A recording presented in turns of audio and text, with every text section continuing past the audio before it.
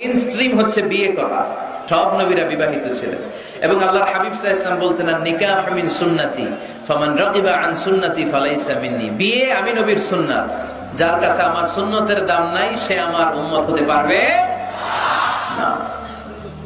আবার বিশ্বনবী যুবকদেরকে দেখলে ডেকে বলতেন ইয়া মা'শারাশ শাবাব মান ইসতাতা'a মিনকুমুল বাআতা ফালইয়াতাযাওয়াজ। ও যুবক ছেলেরা, তোমাদের যাদের ক্ষমতা আছে তারা বিয়ে করো।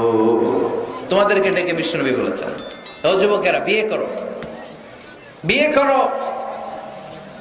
আর যদি বিয়ের সুযোগ না থাকে তাহলে রোজা রাখো। কি রাখো? ফাইন্নাহু লাহু বিজা। রোজা যৌন তাড়নাকে অবদমন করে, অবদমিত করে রাখে। এজন্য হয় বিয়ে করবা, আর বিয়ের সুযোগ না থাকলে রোজা রাখবা। বিয়ের চেষ্টা করলে ওই চেষ্টায় বরকত নাজিল করে কে? সালাসাতুন হাক্কুন আলাল্লাহি আউনুহুম। তিন শ্রেণীর ব্যক্তিকে সাহায্য করা আল্লাহ নিজের উপর আবশ্যক করে ফেলেছেন।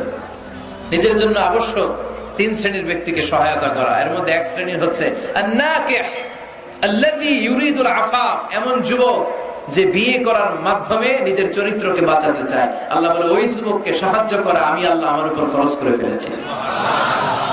এজন্য যুবক ছেলেরা বিয়ে ট্রাই করো, সহজ করে দিবে কে? বিয়ে করলে রিজিকে বরকত দেয় কে?